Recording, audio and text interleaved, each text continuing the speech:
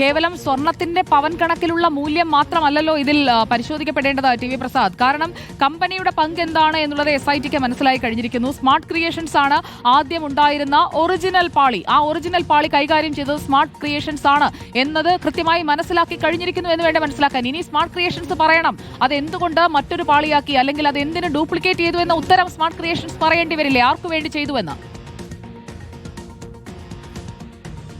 ഉറപ്പായും സുജയ, അതുതന്നെയാണ്. ചെന്നൈ സ്മാർട്ട് ക്രിയേഷൻസിൽ അങ്ങനെയൊരു സ്ഥാപനം തുടങ്ങിയത് തന്നെ നമ്മുടെ കേരളത്തിലെ ശബരിമല പോലെയുള്ള ചില ക്ഷേത്രങ്ങളെ നോട്ടമിട്ടുകൊണ്ടായിരുന്നു എന്ന സംശയം പോലും ഈ സമയത്ത് പല ആളുകളും പ്രകടിപ്പിക്കുന്നുണ്ട്. കാരണം അത്തരം ഒരുപാട് നിർമ്മാണങ്ങൾ അവിടെ നടന്നിട്ടുണ്ട്. വർഷങ്ങളുടെ ബന്ധം ഉണ്ണികൃഷ്ണൻ പോറ്റിയുമായി പങ്കജ് ഭണ്ഡാരിക്കുണ്ട് എന്നുള്ളത് പങ്കജ് ഭണ്ഡാരി തന്നെ പലതവണ പല ഇന്റർവ്യൂകളിലുമൊക്കെ വെളിപ്പെടുത്തിയതായിട്ടും നമ്മൾ അറിയുന്നുണ്ട്. ഇതിപ്പോൾ പങ്കജ് ഭണ്ഡാരിയിലും അതുപോലെ തന്നെ റോഥം ജ്വല്ലറിയുടെ ഉടമ ഗോവർദ്ധനിലും ഉണ്ണികൃഷ്ണൻ പോറ്റിയിലും മുരാരി ബാബുവിലും ഡി സുധീഷ് കുമാറിലും KS ബൈജുവിലും അതുപോലെ വാസുവിലും പത്മകുമാറിലും മാത്രം ഒതുങ്ങില്ല എന്നതിന്റെ സൂചനകളിലേക്കാണ് കാര്യങ്ങൾ പോകുന്നത്.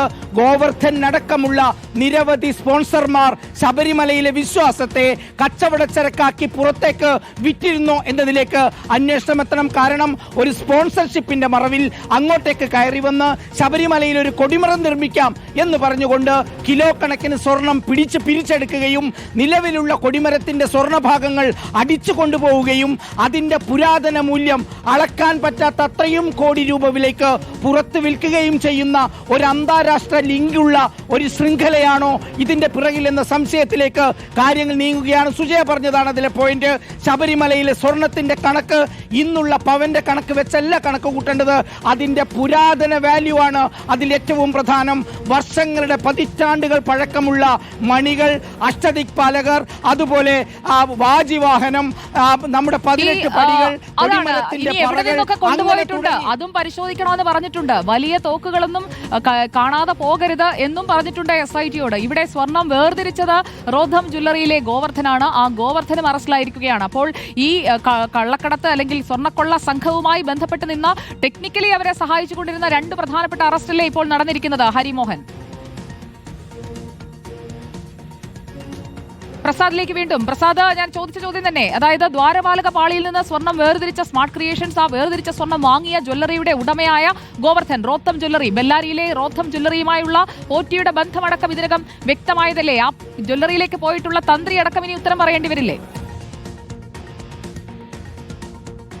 ഉറപ്പായും സുജയ, അന്ന് തന്ത്രി പറഞ്ഞ മറുപടി എന്തുകൊണ്ടായിരുന്നു അങ്ങനെ പൂജയ്ക്ക് അവിടെ പോയത് എന്ന് മഹേഷിനോട് നമ്മുടെ റിപ്പോർട്ടർ പ്രവീണാണ് ചോദിച്ചത്. അതിന്റെ ബൈറ്റ് നമ്മളെടുത്ത് ഇപ്പോഴും ഉണ്ട്. അതിൽ തന്ത്രി പറയുന്നത് അത് പോറ്റിയുടെ ബന്ധത്തിലാണ് പോയത്, പോറ്റി പറഞ്ഞനുസരിച്ചാണ് പോയത്, പോറ്റി ഇങ്ങനൊരു തട്ടിപ്പുകാരനാണെന്ന കാര്യം അറിയില്ലല്ലോ എന്നുള്ളതായിരുന്നു. അങ്ങനെയെങ്കിൽ സുജയ, ഈ പോറ്റിയും ഗോവർദ്ധനും പങ്കജ് ഭണ്ഡാരിയും തുടങ്ങിയുള്ള ഒരു വലിയ ശൃംഖല ഇതിന്റെ പുറത്തുണ്ട് എന്നുള്ളതാണ്. ശബരിമലയിലെ തന്ത്രിയെ കാണിച്ചുകൊണ്ട് ശബരിമലയിലെ ഈ പറയുന്ന സ്വർണ്ണപ്പാളികളും മറ്റ് കാര്യങ്ങളും, ഞാൻ നേരത്തെ പറഞ്ഞ പേരുകളിലുള്ള സാധനങ്ങളും എല്ലാം കാണിച്ചുകൊണ്ടുള്ള വലിയ കച്ചവടം ഇതിന്റെ പുറത്ത് നടന്നിട്ടുണ്ടോ എന്നുള്ളത് തന്നെയാണ് പ്രധാനമായും അന്വേഷിക്കേണ്ടത്. പക്ഷേ ആ തലത്തിലേക്ക് അന്വേഷണം പോകുന്നില്ല എന്നുള്ള ഘട്ടത്തിലാണ് ഇന്ന് എന്താണ് ഇത്ര ആലസ്യമെന്ന് പ്രത്യേക അന്വേഷണ സംഘത്തോട് ഹൈക്കോടതിക്ക് ചോദിക്കേണ്ടി വരുന്നത്. പത്മകുമാർ എന്ന് പറയുന്ന അവിടുത്തെ തിരുവിതാംകൂർ ദേവസ്വം ബോർഡിന്റെ മുൻ പ്രസിഡന്റ്, LDF സർക്കാരിന്റെ നോമിനിയാണ് എന്ന കാര്യം പലപ്പോഴും CPIM നേതാക്കളും സർക്കാരും മുഖ്യമന്ത്രിയും മറന്നുപോകുന്നു എന്നുള്ളതാണ് സുജിയ. അതായത് ജയിലിലായി ഇത്ര ദിവസം കഴിഞ്ഞിട്ടും പത്മകുമാറിനെ എന്തുകൊണ്ടാണ് CPIMന്റെ പത്തനംതിട്ട ജില്ലാ കമ്മിറ്റിയിൽ നിന്ന് പോലും ഒഴിവാക്കാത്തതെന്ന് ചോദിച്ചപ്പോൾ CPIMന്റെ സംസ്ഥാന സെക്രട്ടറി പറയുന്ന മറുപടി അതിൽ കുറ്റപത്രം കൊടുത്തില്ലല്ലോ എന്നുള്ളതാണ്. ഒരുപക്ഷെ പത്മകുമാറിനെതിരെ